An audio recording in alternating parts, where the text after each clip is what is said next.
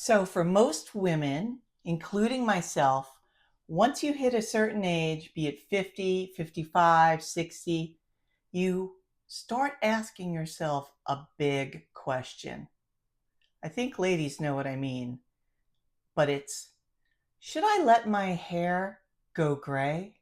Should I stop coloring my hair and go gray?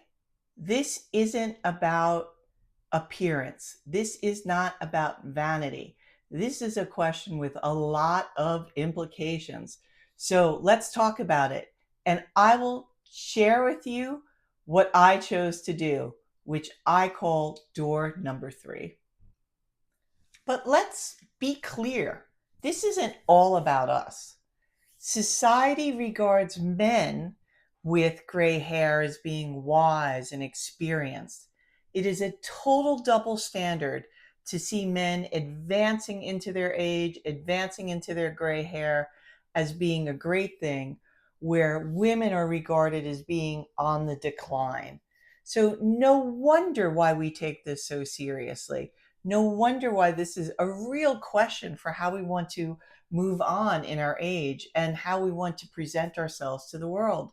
There is certainly nobody who wants to be seen as being in decline or as losing some wisdom or attractiveness just because our hair is starting to change color. For some women, this exact social bias is one of the reasons why they decide to go gray. It's sort of thumbing your nose at the establishment and saying, look, I can be gray and I have all those fine qualities that you assign to men of my age. So I'm just going to embrace it and run with it.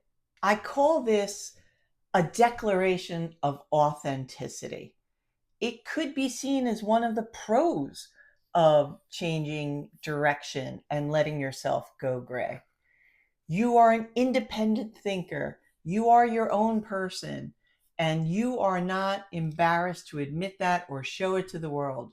So for you, this is definitely a very positive thing, and you're looking forward to it. Now let's talk about some of the cons of going gray. One, it is a look. It is a new look, and you have to shift your perception of yourself every time you look in the mirror and see somebody new looking at you. You might be ready for it, you might not be. My mother went beautifully white at an early age, like around 45. Some Irish people do that. And she looked great. But I have to tell you, I personally am not ready to look in the mirror and see my mom. That's just weird to me. And it's a con. It's a con. My mom was my mom, and I am me, and I'm just not ready to be Janice. Nope. As lovely as she is, or was, I'm not ready to be her. The other con about gray hair is that the texture is different. I don't understand the science behind it, and I love understanding science behind anything. But how you can color your hair and it be one texture, and your regular hair can be one texture, but somehow when you stop coloring your hair, instead of whatever kind of hair you have, you get this wiry, coarse version of your hair. And that could be a real pain in the neck to work with. So know that if you go down that road, that could be a consequence, that you're going to have this texture to your hair and have to learn how to style it and live with it in a different way, in addition to getting used to it being a totally different color and you looking totally different because it's a totally different color. Let's face it, society puts a lot of pressure on women to maintain their appearance. Younger women want to look older, older women want to look younger. There's like this little band of time for maybe like 15 years where you're regarded as being perfect. It's very, very harsh, but true to say that you will be treated differently when you have gray hair. You will definitely be acknowledged as the woman who is older. And you may be down with that, and that is freaking awesome, but you may also be surprised by it unexpectedly. Just know that it's out there. So if you're not ready to make a change, like in your life and how you're perceived or how you project yourself, you might want to think twice about stopping coloring your hair. So what did I do? I chose door number 3, not to stop dyeing my hair and not to go completely gray either. I'm a hybrid. I'm right in the middle. Pragmatically, I was tired of going to the salons and spending money and spending time.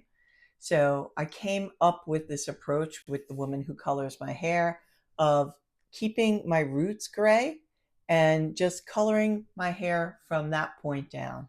This way, I'm never really worried about when my roots are going to grow out. And if you look under, you could see that I do have silvery parts to my hair.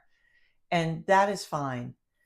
I try and imagine the silver going through my hair as being kind of a natural set of highlights.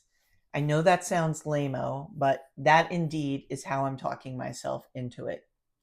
So that is my approach, is to kind of go halfway. Hey, by the way, quick introduction. I'm Kelly. Nice to meet you.